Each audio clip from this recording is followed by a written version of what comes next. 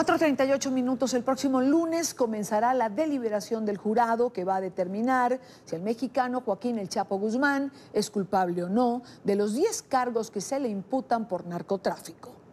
La defensa del Chapo alertó que los testigos y colaboradores de la Fiscalía no eran de fiar y presentaban serias dudas de veracidad. La decisión sobre la culpabilidad del Chapo podría conocerse posiblemente para el miércoles de la próxima semana, una cuestión que dependerá de cómo se desenvuelva el jurado. En esta parte del programa quiero saludar a Maybor Petit, periodista, investigadora. Ella es especialista en política venezolana, latinoamericana. Maybor, bienvenida, gracias por acompañarnos. Ha seguido de cerca este juicio, creo que desde el primer día.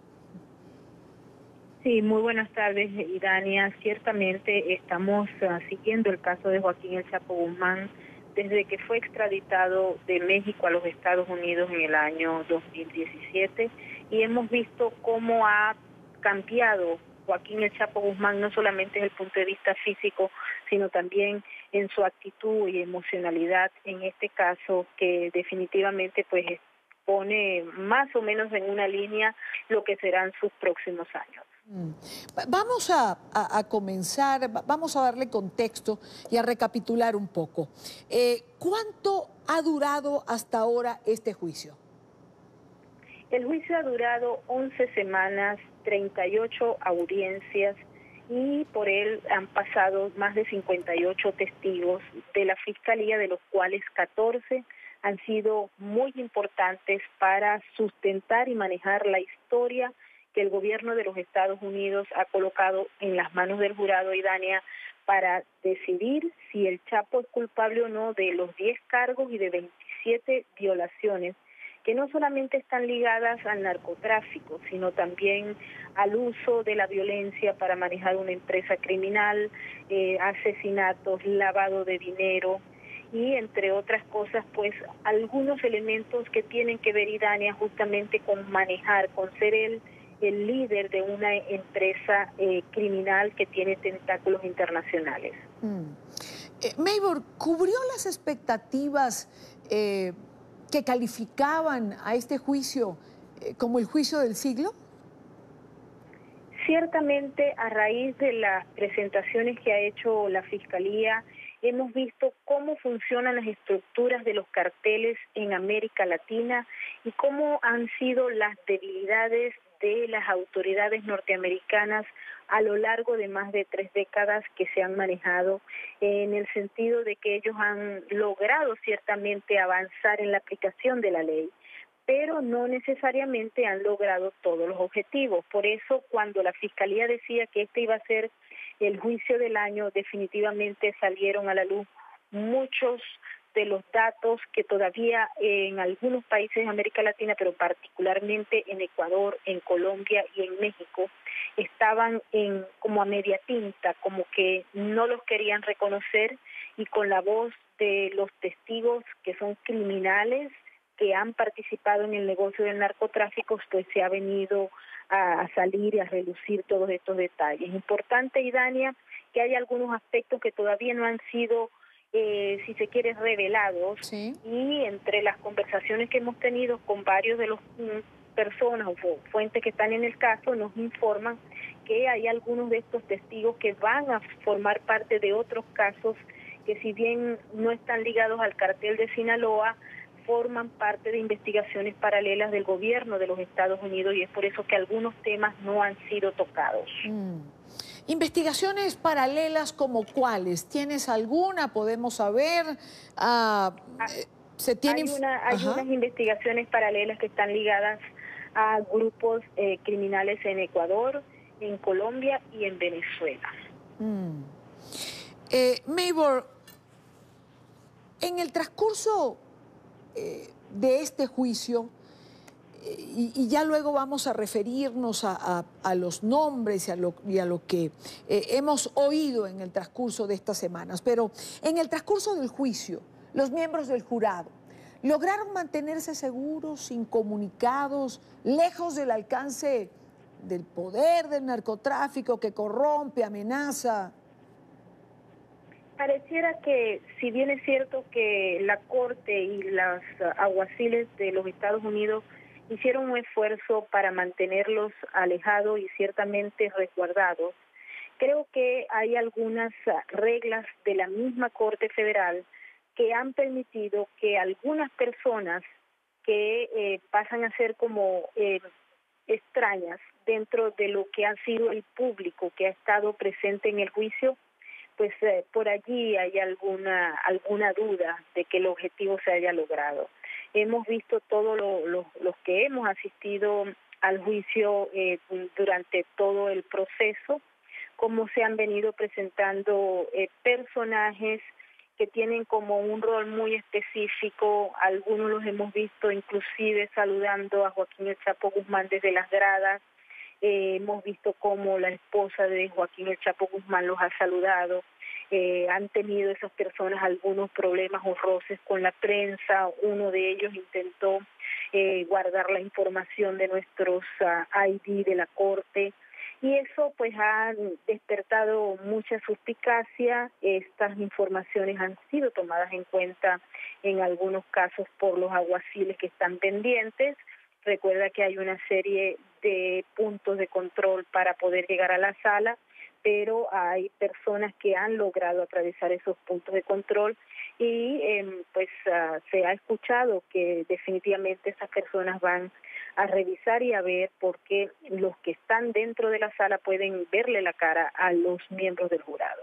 Sin embargo, el juez de la causa, Brian Cogan, ha señalado que no hay ningún tipo de temor de que la seguridad de las personas que forman parte del jurado, que son 18 personas, vaya a estar en juego a raíz de la decisión que vayan a tomar, que muy probablemente sea entre lunes y martes. Hay que recordar que el lunes empiezan las deliberaciones, pero que la Fiscalía ha entregado una hoja de cálculo con las violaciones y los cargos que ya inclusive se las explicó a los miembros del jurado y pues lo que se dice es que vamos a conocer el resultado más temprano que tarde.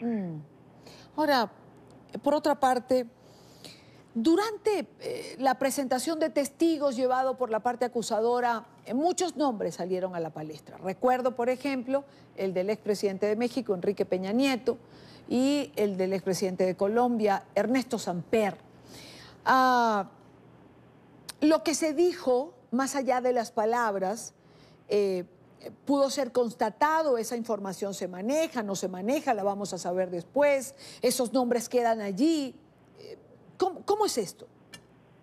Mira, las informaciones que han salido en relación a presidentes o expresidentes de México, no solamente fue Enrique Peña Nieto, también salió Calderón, salió a reducir Cedillo, inclusive el mismo López Obrador. Sí. Y hay algunos personajes que también salieron a reducir de Colombia o de Ecuador. Esto forma parte justamente de investigaciones paralelas, son declaraciones de algunos de los testigos cooperantes que no solamente colaboran con un caso en particular, sino con otros casos. Ayer tuvimos oportunidad, por ejemplo, de ver los argumentos de cierre del abogado principal del Chapo, Jeffrey Lichman, y él intentaba no solamente crear dudas y distraer al jurado con una serie de elementos que le hagan dudar a la hora de ir a llenar la planilla del veredicto, sino también que recordaba, a pesar de que había una moción del gobierno de no tocar el tema, él decía que el Chapo era un mito, una creación, una invención del gobierno de México y del gobierno de los Estados Unidos, que en conspiración estaban tratando de tapar otros nombres que eran los verdaderos criminales.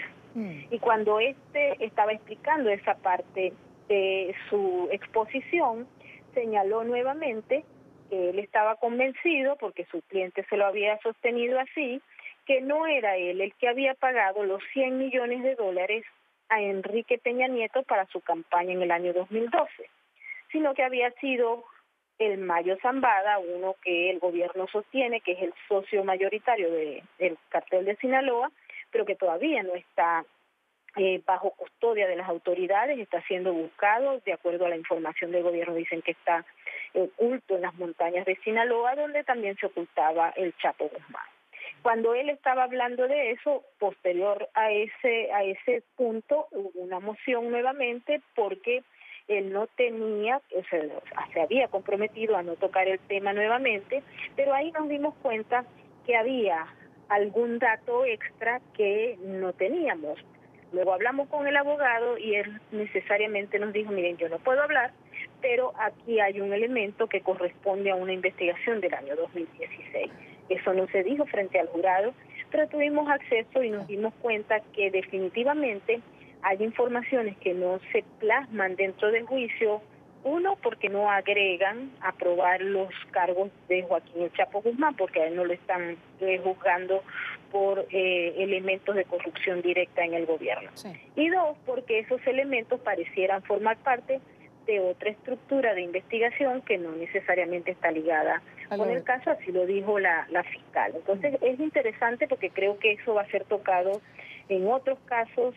Lo que tenemos es que estar al tanto, a ver cuánto y dónde va a ser difundida esa información, claro, tal vez por otros testigos o por otros abogados y otros fiscales. Pero ahora, pareciera que no va a ser el caso de Joaquín El Chapo Guzmán. Ok, ahora, enfocándonos en el caso, decías al comienzo, anoté, que habías visto cambiar al Chapo Guzmán en actitud y en emocionalidad.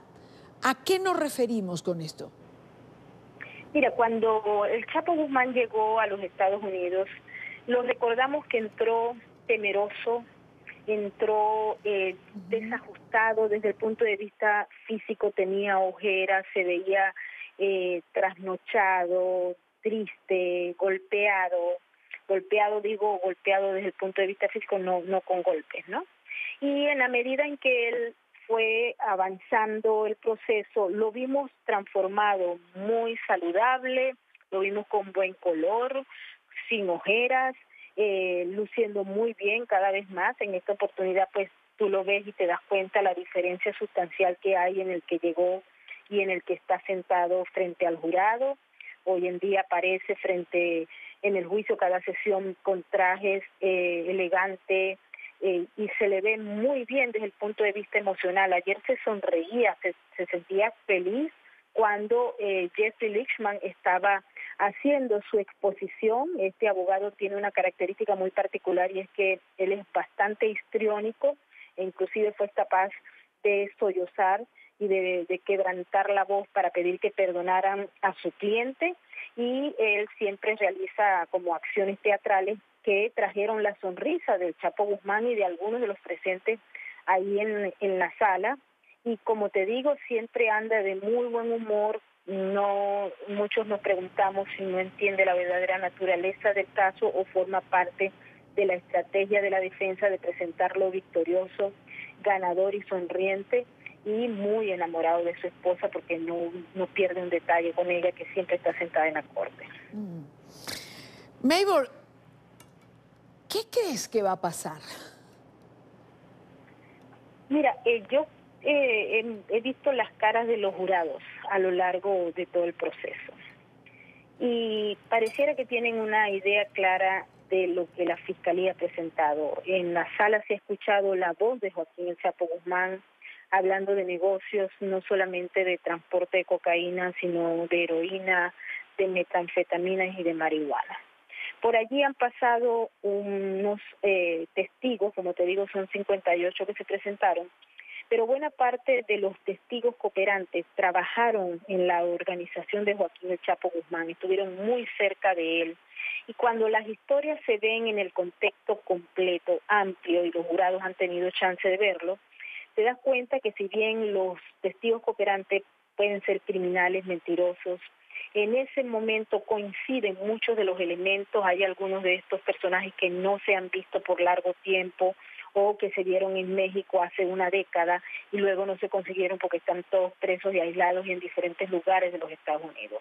Pero los detalles que se van armando, te das cuenta que hay una línea de investigación por parte de los fiscales y ellos han presentado de manera muy rigurosa cada una de las evidencias que existen contra el Chapo. Fíjate que ellos iniciaron la acusación formal con 17 cargos y ahora hay 10 y los organizaron de una manera que les permitió, tanto al jurado como a las personas que están integrantes en las dos partes, tener más o menos una línea muy clara de qué se probó, cómo se probó y con qué testimonio se probó. Lo que indica que si se aplica la regla que va a dictar en horas de la mañana del día lunes el juez Brian Cogan, definitivamente podría el jurado, aplicando la regla, pues hacer un veredicto obviamente de culpabilidad. Pero como alguna persona que no esté parte del grupo, o por lo menos que no forme parte del grupo, o por lo menos de la opinión mayoritaria, decida que no, porque hay un elemento importante acá, y es que uno de los datos que quiso destacar el abogado de la defensa fue justamente el hecho de que el solamente acordar, la ley aquí es muy clara, dice, si uno acuerda entrar en una conspiración, el solo hecho de acordar, de decidir de manera consciente, formar parte y preparar un delito, ya te hace culpable. Y ahí la Fiscalía lo explicó, el abogado trataba de distraer sobre este tema, pero en líneas generales, cuando se lee la ley y se lee la evidencia, pues no hay sino una sola respuesta. Pero vamos a ver por qué cada jurado es autónomo en su decisión y debe haber una unanimidad de los 12 miembros para dictar el veredicto. Pues habrá, eso es noticia en desarrollo, habrá que esperar la próxima semana cuál es el resultado de este juicio de 11 semanas, como bien ha señalado Meibor, 38 audiencias y 58 testigos. Meibor Petit, periodista de investigación y por supuesto que ha estado allí siguiendo este caso que es una novela, como lo hemos dicho en otras oportunidades. Meibor, gracias como siempre por estar con nosotros. Un gran abrazo, y Dani, un gran saludo a toda tu audiencia.